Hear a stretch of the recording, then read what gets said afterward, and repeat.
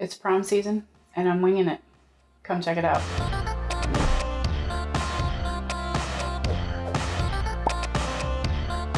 Hi everyone, it's Viv and this is Stitches and Seams, and today I just thought we would talk about my daughter's prom dress. Now, I did not make this prom dress. It was an off-the-rack dress from Macy's, and I just altered it to fit her.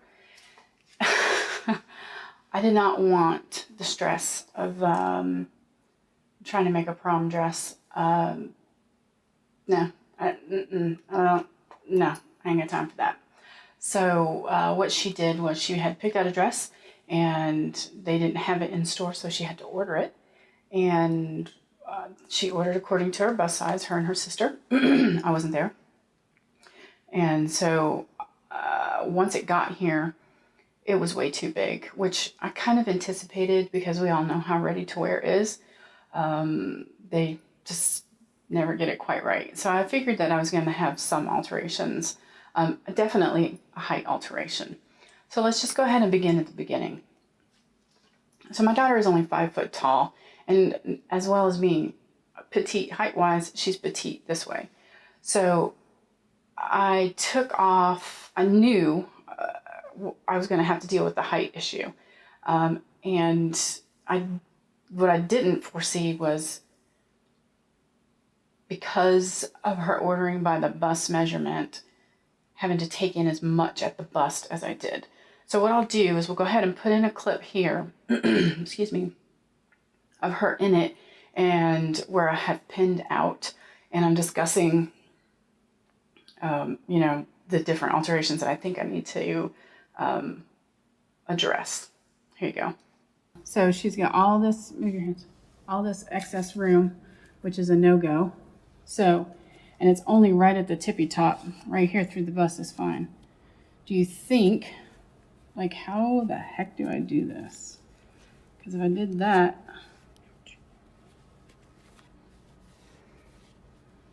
I don't know, what do you think? How can I do this? Because I've already taken it in at the sides here. Keep going to the back. And it's got elastic up here for some strange reason. So yeah, I've done that. And then also, back up, I gotta hem it. It's got this hem facing on it because it's one of those high-low things. And of course, because she's my child, she's super short, and yeah.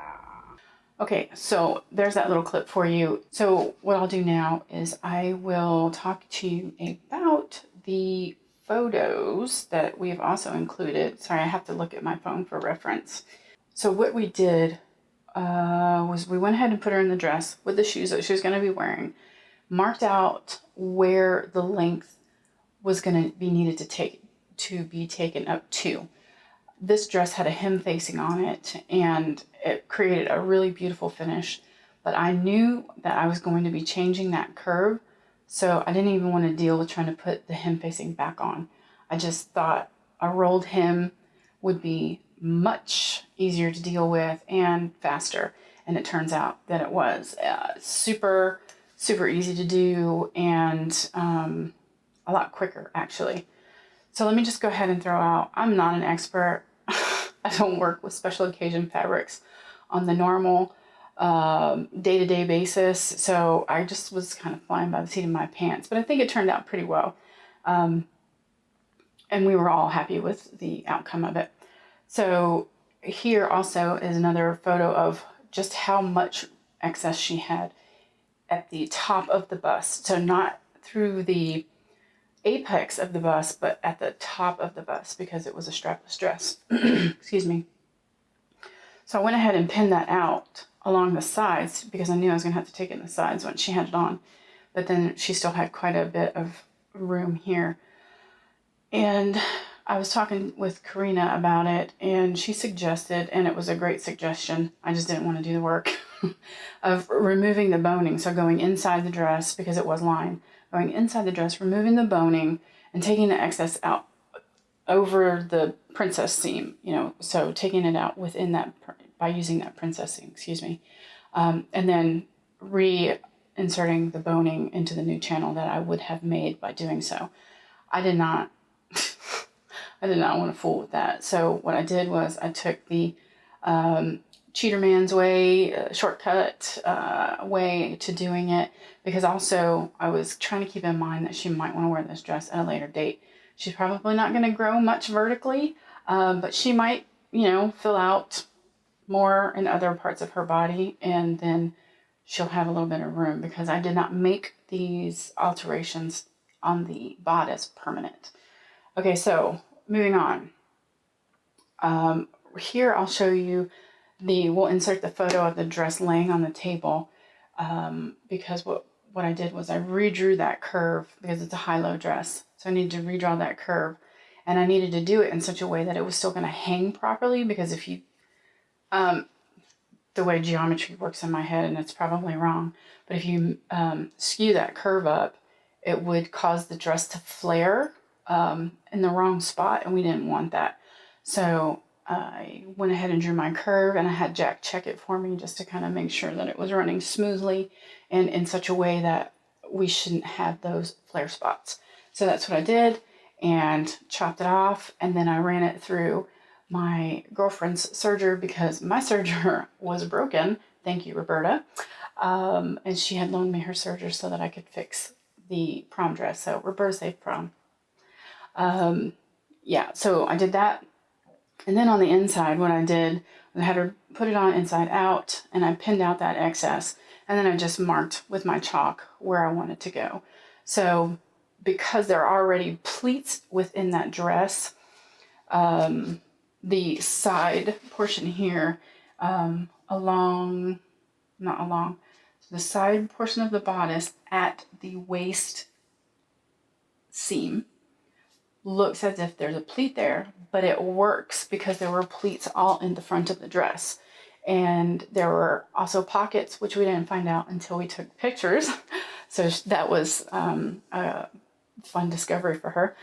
So yeah, so taking it in temporarily there kind of worked out, because you couldn't tell that it was done that way.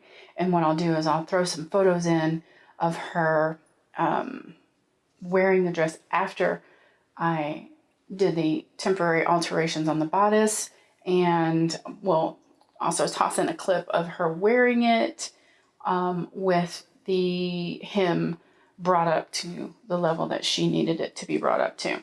And so I never, ever thought that I would even fool with the prom dress, because, you know, one, they tend to be more money than I want to screw up.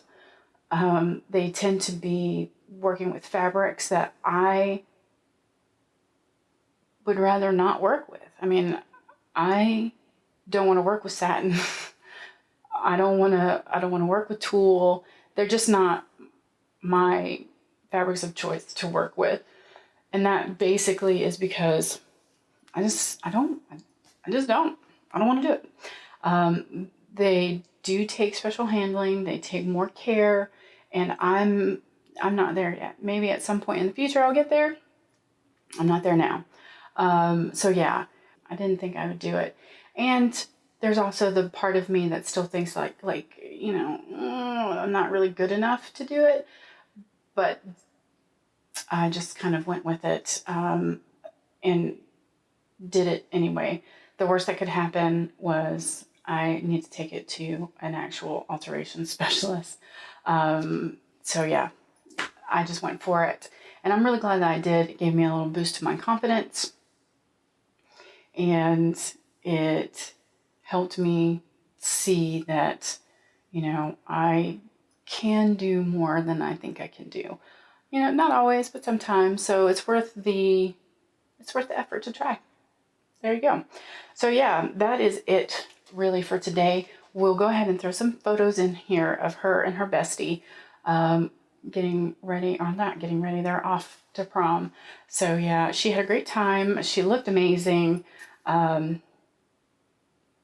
It was worth it. It was worth the little, you know, butterfly fear thing happening while I was sewing it the whole time. But yeah, so So if you're interested in making